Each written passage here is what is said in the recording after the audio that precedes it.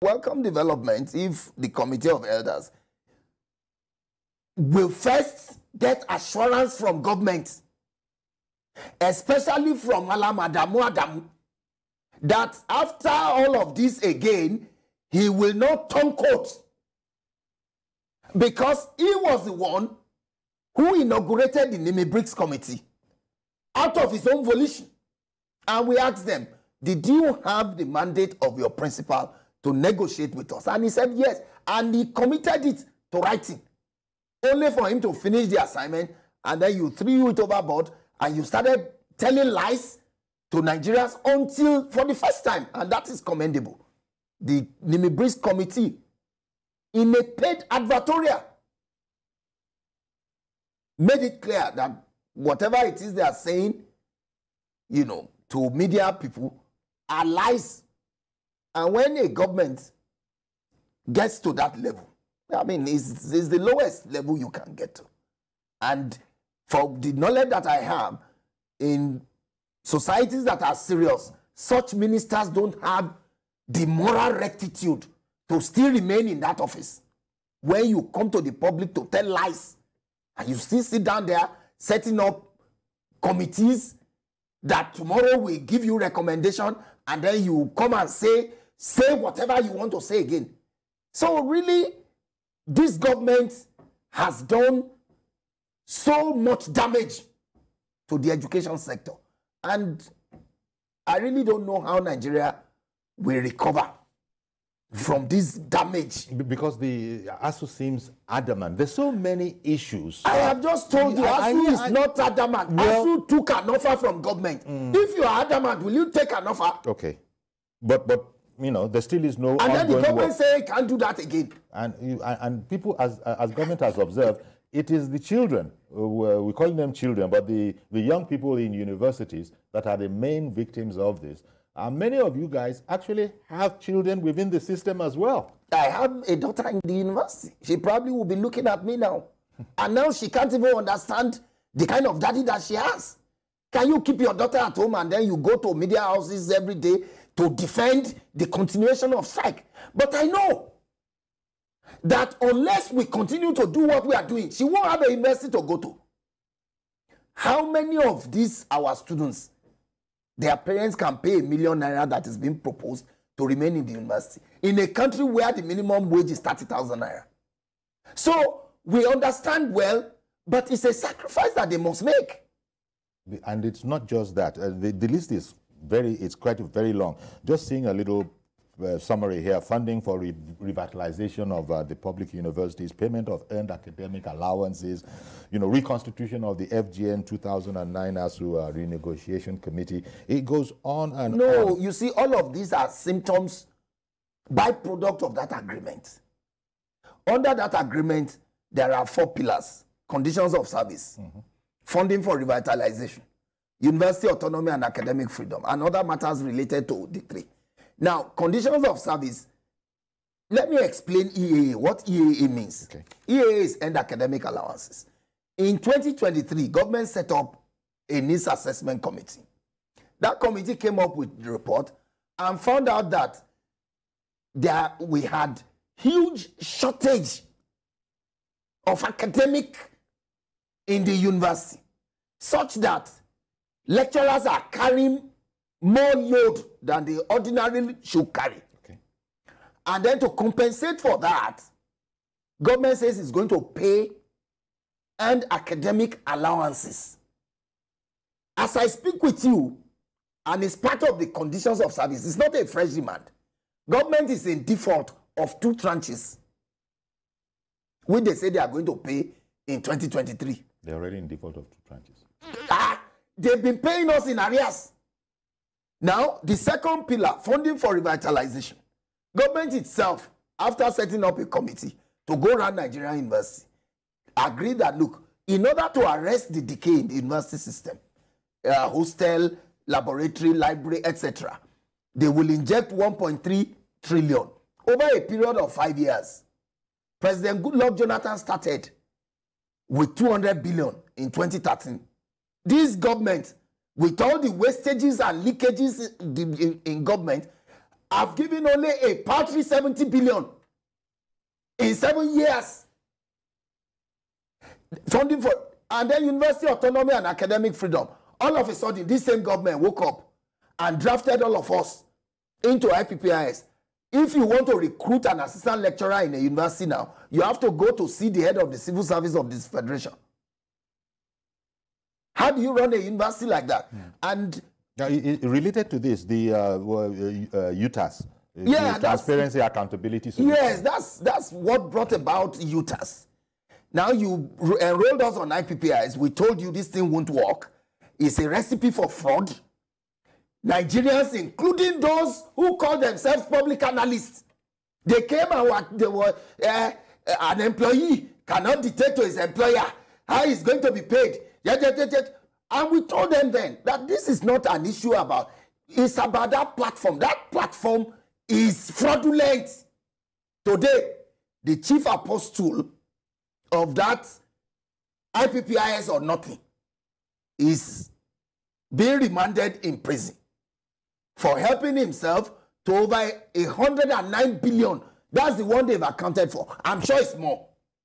And up to today, you still find some Nigerians still talking about an employee cannot tell, and then government said, you say you don't want IPPIs, go and bring alternative. Thinking that nothing good can come out of the Nigerian university system. We went inwards. And for the first time, we proved to government and to those who don't believe in the Nigerian university system that the solution to Nigeria's problem are there in our universities. We produce UTAS. Today, all government agencies have agreed, including the DG of NITSA, the #1 ICT man in Nigeria, have come out publicly to say this IPPIS is prone to error. Now, there is one that is now adjudged to be better. Homegrown. Your own people have it. You are not going to pay anything. We are giving it to government pro bono.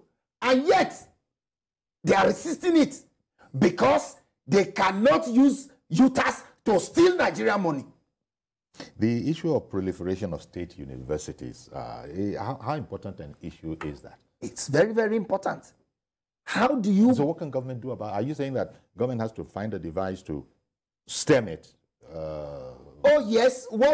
There's a proposal that the NUC Act be amended to make it a little bit more stringent, to sleep and wake up and turn university creation to a constituency project. Look, a governor can't fund a university appropriately, and then he's establishing 2, 3 more and creating more problems. And our argument is, look, if your problem is access, expand facilities in the ones you have and save money. If you establish 3 universities, you are establishing 3 offices of vice chancellor, 3 offices of registrar, 3 offices of deputy registrar, 3 offices of etc. And you know, wasting money. Why not expand the capacity of the one that you have? You have only 1 vice chancellor, but the student intake, you know, can increase. People can come there, they can get quality education. So rather than creating jobs for their friends and cronies, which is what they have turned universities into. So these are the issues. And once government is committed to doing that, we have a university that we can manage and then reduce wastages and concentrate on making our universities globally competitive. These are our arguments. But it's become much more complicated now, if you like, because there are other university unions and associations. They have also joined in. SANU has joined in, NASU has joined in, and also NAAT. They've declared trade disputes. Of course, we have ASUU leading the way. It's comatose. And what, Dr. Ashiru, do you think is the way out? Because you said that even though you have your own daughter, for example, nobody can be closer to the effect of this thing than people like you. This still is an action worth pursuing. What is the way out, short of government? You have a shopping list already. Go ahead and buy what's on the list. Because government is saying there are things in there that don't work the way ASUU wants it. Who's in charge here? Not that we want to get all bossy like that, but it's government that's in charge of society and doing what it needs to do for society, not for ASUU to come and be, you know, usurping the role. They didn't exactly use those words, but seeing the way they're going, for instance, that aspect about an employer cannot dictate, and an employee cannot dictate, to just taking that as perhaps an unfair handle to illustrate the point. Well, what do you think can be done? The Constitution of the Federal Republic of Nigeria states that it shall, with the clear mandate, the responsibility of government to educate its citizens. And they swore to uphold and defend the Constitution. At least I listened to that. Yes. In all the swearing-in ceremony. So when they have the notion that ASUU, among other bodies, is making this particular function very difficult. No. How? We are even helping them. How are we making it difficult? You establish universities, you are not funding them. A room that is meant for 4 students, 22 people are today sleeping there. And we are saying, look, this thing can't continue. Intervene. And you said government is for all. What is it that the Nigerian government is for all about? The roads are not good. Yes. You can't go to public hospital. You can't have electricity and you are paying. So what is it? What is it that that government is doing in Nigeria? What? But I remember back in President Obasanjo's time when he was when he was president, saying, shall we say, opining that if government was to satisfy ASUU's, demands, it would take up everything. And as you've just said, government has a constitutional function, a constitutional role. Nobody else would get a look in. Uncle Yori, let us get. I mean, that's as far back as the Obasanjo time. They are just deceiving us. Look, go and commission a study of the 2022 budget. The capital budget of a parastatal, one parastatal, is bigger than the capital budget of all the 6 first-generation universities. That's a fact. I said, go and look at the budget, and I will help you. Go and look at the capital budget of Nigerian Research Stored Product, INSPIRI, or what is it called? They have a capital budget of 27.1 billion, which will end up in private pockets. And the capital budget for UNILAG in the 2022 budget is 646 million. I am being factual. One moment, please. Let me do a Prince in Ojodu. Good morning to you, sir. Well, we just lost Prince there. Institute of Oceanography and Marine Research has a capital budget that is greater than that of UNILAG, OAU, Ibadan, and ABU combined. And the projects are funny. So what are we talking about? What is the demand of us? That we got the whole money in Nigeria. It is not, the entire education budget in Nigeria is not up to the one for the National Assembly. How many people are in the National Assembly? Compared to Nigerian people, the president alone has about 12 jets. So the prioritization of things that indeed do get done is also an issue then, even if it's that is the point. If not expressly stated, that it's an is issue. The point. Because with these comparisons that you're finds making, it convenient to waste resources. Look, you got ASUU demand will take all the money in Nigeria, but we have money to build railway to Maradi. We have money to buy $1.4 billion car. We have 1 million to donate to Afghanistan. We have all kinds of useless, unproductive, wise goose chase spending going on in government. The wife of the president, some years back, complained that even the budget for the hospital in Abuja, the presidential hospital, they can't buy paracetamol there.